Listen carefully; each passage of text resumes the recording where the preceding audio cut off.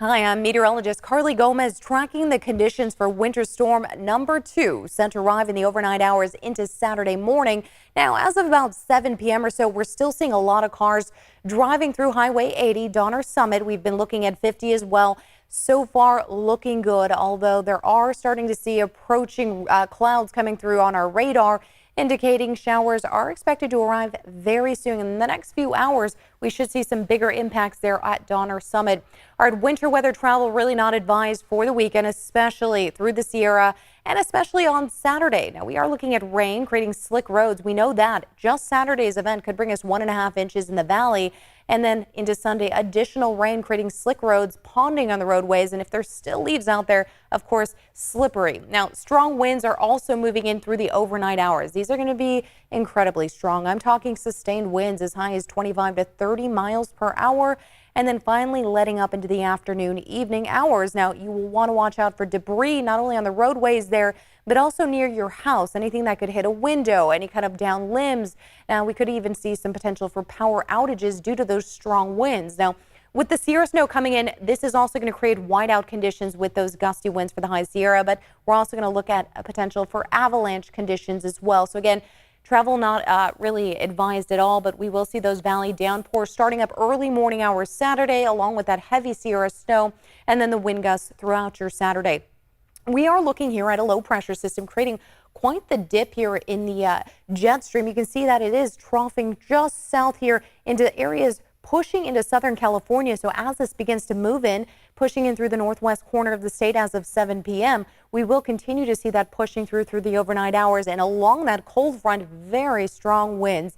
Those winds bring in a cold Arctic air along with it, and that's going to really impact areas here with a lot of moisture for the Sierra through the overnight hours. Now, we're currently seeing just a few little spots here, some scattered light showers, but this is not impacting major roadways just yet. We do expect, though, into your Saturday and Sunday to see road closures, especially intermittently, as a lot of this continues on and accumulates feet of snow for the next 48 hours. The impacts are going to be this winter storm warning Friday night, 10 p.m. here through Monday, 4 a.m. 2 to 5 feet is expected above 3,500 feet. Now, 3,500 feet is where we're going to see the really accumulation starting up, about 6 to 8 inches. Below that, we could see snow levels dropping to about 2,500 feet with maybe a light dusting, just no major accumulations at that point. Wind gusts could be about 45 plus miles per hour, creating, again, blowing snow, reducing visibility. If you do not have to drive, please do not do so. You have to wait at least until Monday. Now, the wind advisory will be in effect late tonight into Saturday, about 3 p.m. for most of the valley spots, up even into the foothills. Now, again, we are looking at very strong winds and gusts from the valley to the Sierra, creating a potential for power outages with those downed trees or branches or anything that could really hit a power pole or power line. Now, because of the strong winds in the Sierra, we're now seeing an avalanche watch. This is for Saturday morning through Sunday morning with that blowing snow. Now, as that snow accumulates and just piles up, you have the winds just really hitting hard on it, creating potential for avalanche activity. So that is another reason travel not advised, number one, or really even hitting some of those slopes or backcountry areas. Now, we're seeing 10 to 15 mile per hour winds coming in right around 2 a.m. So this is where it starts kicking up for everyone over Northern California from Modesto north. Even the high Sierra starts picking up at 2 a.m. So you might actually wake up to some of these loud noises. Check this out as we start getting to about 7 a.m. You're seeing some of the strongest winds pushing through areas like Elk Grove at 31 miles per hour. And take a look at the legend here, this purple shade. These are where we could see some of the gusts reaching anywhere from 35, 45 miles per hour, topping 50 plus miles per hour, some at a higher elevations, peaks and ridges. And then we also see some of those stronger winds also into those foothill spots. Now, this continues pretty much throughout the morning into your lunchtime hour, and by 2 p.m. still pretty strong, although most of this begins to shift its way further east. You're looking at a lot of the stronger winds now picking up for areas around Yosemite and pushing up and over toward Nevada. Finally, into your evening hours, things slow down. It's around 11 p.m. We finally get 5 to 10 mile per hour winds, fairly normal winds, but even foothill spots are still pretty windy and gusty at that hour. All right, let's talk about the timing of the system as it arrives on our radar. We are seeing around 2 a.m. some of the snow starts to pick up a little bit more closer to Truckee, and you're starting to get a defined line here of rain starting to move in as well. So a lot of that wind first coming in and then the rain following. So we start to get that rain pushing in, and it's still mixed up with a lot of that wind. So as it beats on your car windshield, and if you're just driving out in the morning, maybe just to go get some breakfast out there, you are going to have some issues with ponding on the roadways. It's going to be hard to see. The windshield wipers are going very fast at this point in time. You may want to just hold out a little longer, at least till you get to lunchtime. These are going to be very intense downpours, 8:30 a.m.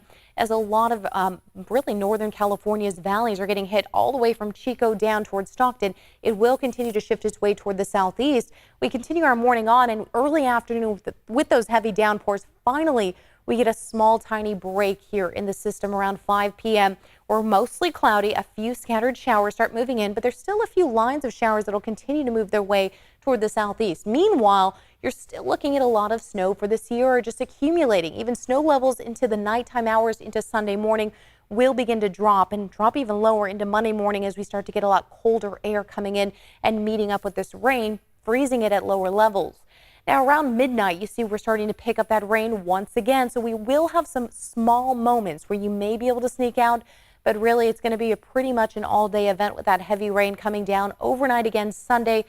And then finally by 8 a.m. you start to get a little more clearing. So that's the good news. By Sunday morning, we should be a little better in the valley spots. Still pretty bad though for foothills and the high Sierra. Now we will expect to see some thunderstorm chances by the afternoon, and that's because you're still getting a lot of moisture. Now mixing with that sunshine, you're creating instability, and that unstable weather there is kind of clashing. So we create those thunderstorm chances in the atmosphere when those kind of situations and conditions arise. Now looking at about Monday lunchtime, the only thing left over there is a few clouds for the high Sierra and the foothills, and you're still seeing some small lingering effects of snowfall. Otherwise, that'll be the end of it, and we can go on with our work week with more sunshine. But we are looking at Saturday with as much as about 1.5 inches of rain expected for most valley spots. Some areas could see a little more, like Modesto, Turla, closer to 2 inches. And then finally, as we move into Sunday, that 1.5 turns to 2 inches in Sacramento, 2.5 inches in Modesto, acquiring another 1/2 inch to maybe 3/4 of an inch on Sunday. So a lot of rain for the weekend. Just kind of wanting to limit your outdoor activities at that point in time. Looking at snow levels dropping to as low as 2,500 feet into Sunday, but really what we're going to expect to see here is it's around 3,500 feet range, 6 to 8 inches Alta. We can see as much as 5 feet around areas like Blue Canyon, 60 to 80 inches at King Vale. And this is really for the entirety of the storm system from Saturday through Monday. Now we're also looking at 50 here, dropping again to about 3,500 feet, and 36 to 48 inches is expected to Echo Summit and Twin Bridges, and about 1.5 to 2 feet there for Lake Tahoe over this next 2 days.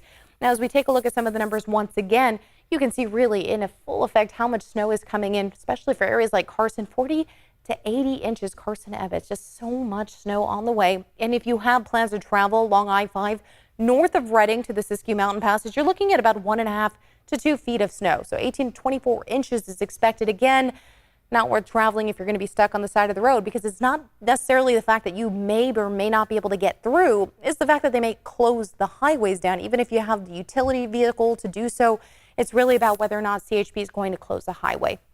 Looking at Sunday, 52 degrees. We do drop off into those upper 40s Tuesday, Wednesday, but sunshine comes in. But because we're clearing skies, overnight, you're looking at overnight lows at 32 degrees, very chilly there.